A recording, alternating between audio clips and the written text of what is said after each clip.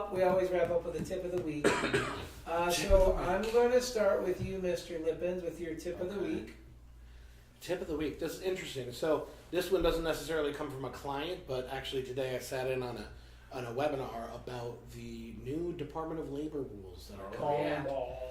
They will be issued most likely tomorrow or on Monday, and will go into effect 60 days after they're issued. Whoa. Regarding what labor rules? Regarding exempt employees and overtime rules. Yeah, there's all these stuff coming out. These, currently, there's a bunch of stuff. If you have an employee who qualifies as exempt status, as long as they're paid more than $23,000 a year, you are not required to pay them overtime. That number is going to jump. Yeah, 50 something. It's actually between. It's I thought it They was like think 50. it may be issued at around $47,000. I think, But it'll be anywhere between $47,000 and $55,000. So that's huge. That's all these employers that have been putting people on salary and these people And that grinding are them. grinding them, and they're taking work home, and they're just desperate to keep up with the demands of the job, and they're putting in 70 hours a week, and they're making $35,000 a year. yeah. Ain't happening no more. And I think we talked about this a while ago, and then we kind of said let's talk about it later. And Now's the time to talk about it. because by the time we are We talking need a here show on next this. week, we will have those regulations. We'll have regulations to talk about, and what Maybe we we were should talking start about that. with the people that I was in a webinar with, regardless of whether when the laws come out, if you have exempt employees currently, you should be going back and looking at your payment policies, looking at your exempt statuses of all your employees, and considering compensation for anybody who basically is paid $55,000 or less, or anybody who's paid more than that, they're okay as long as they're an exempt wage type. But Right. anybody who's less than that, you should be thinking about their compensation. And the interesting part about this is bonuses do not count. So Oh, they got to change the way Yeah. they pay. So them. right, so what a shift, because you said it to me, and I see it as what a further accelerant into the gig economy, right? So that I transition and I'm not a project employee as fastly as I can. Right, but Because the problem bonus is you the gotta motivation, remember right? the economic dependency test. So you can't just say everybody's going to be a project employee. You got to make sure that Well, you're they're still actually- employees. you can still hire them as employees, Right, but you need to contract. I'll tell you that you're going to have to pay them overtime no matter what. I mean, so if you shift from salary exempt employees Right, to contract employees, right. contract employees you don't usually offer benefits to those Right. people, so their hourly wage is going to bump, and you're going to owe Well, them. but I Yeah. think you're going contract too. I would say that I'm going one more step further than that to say that this position's X hours time. This is your comp flat. Period. End of discussion. And where does the law go on that? To say that in other words, if I have a project and it's a 1,000-hour project for 3 people, 3,000 man hours, right? Then I'm just going to say I'm looking for 3 people to work 1,000 hours worth of time. I'm going to pay you $46,000, let's say, for example, or whatever. So The I guess what I'm 23 going to do is I'm just hours, going to right? bring this in because this is our tip of the week. I'm going to Yeah. give my tip Yeah. of the week. Yeah, Right? yeah, yeah. Yeah. This is the perfect example of why you need help from the business squad, and I'm going to flat out say you should call us because we're going to have a conversation with you. Because if you come in, you can't just look at the law because you got to know the financial impact. You got to know the benefit impacts. You got to figure out, all right, this is the law. This is how we're compliant.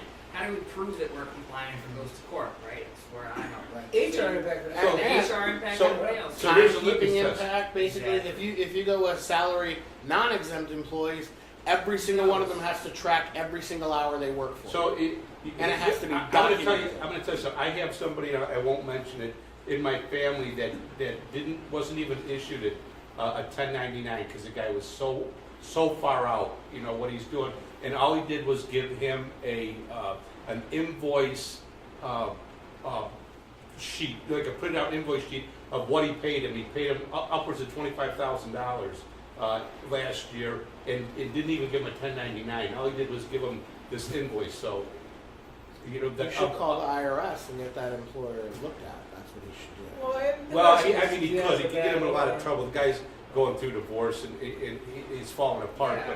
But that's what it is. But I want to go back to the litmus test is if you have an employee, you need the business squad to help you out. Sure. I would agree with that for sure. You can't implement it in 60 days yourself. It's just No, there's no too way. much. So, and so that I would tie and tag along with this whole program of the impact of this law is the fact is that you are not even financially understanding the rolling impact of this change.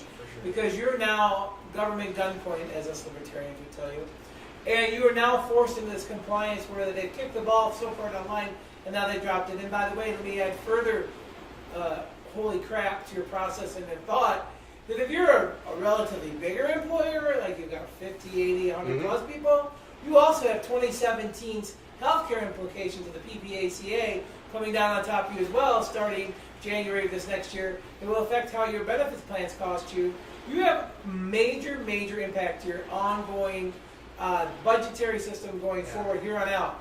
So you need to make sure that you're on top of it, or not. You could just say, I got it. Say, you know, and worry or about stand it. and put your head in it. Oh, and and whatever. beg forgiveness? I don't think it works that well, you know. So I would tell you, get in front of this as fast as you can. I mean, you got a bazillion other things to worry about, but that's why these should not be the things that worry you. And that's why we're here, is to make sure they aren't. So Right. Well, I was gonna finish with, James didn't call it this, but it's called the Cadillac tax. And it's part of the Affordable Care Act that's gonna be implemented. And if you don't know if you're gonna be subject to it or not, you need to find out. Maybe you should write a blog post about it. Yeah, that'd be great. yeah, that's probably a great Yeah. idea. I know I'm going to write a blog post about the new Department of Labor All right, regulations. the Cadillac so tax. Maybe Yeah. we can tag. I can do We that. should Shit. change it. That's right. We should bring in some other people too. Yeah. Yeah, so here guys, and He's I- gonna write a blog post about I it. gotta own up. You know, these guys are writing blog posts and they're contributing to the business squad and our library of knowledge that you can access. And I haven't been able to get myself to do it for fear of misspelling Ann. So Well, that's why you have a proofreader. Sure. There you go. so I'll put that blog post out. You heard it here. And I want your Here feedback. it Let is. me know if you like it. You'll see more. By If you next don't, you week, won't. he'll have it out. He's got a week to produce his post. So I never said I wasn't human. So there you go. Well, guys, I'd like to thank you all for tuning in. We're going to wrap up the show. And as I started to do, ending with a famous quote, I'm going to end with this one by Jack Ma. If you don't know who Jack Ma is, he is China's answer to Google. And he says, nobody can predict the future, we can only create it.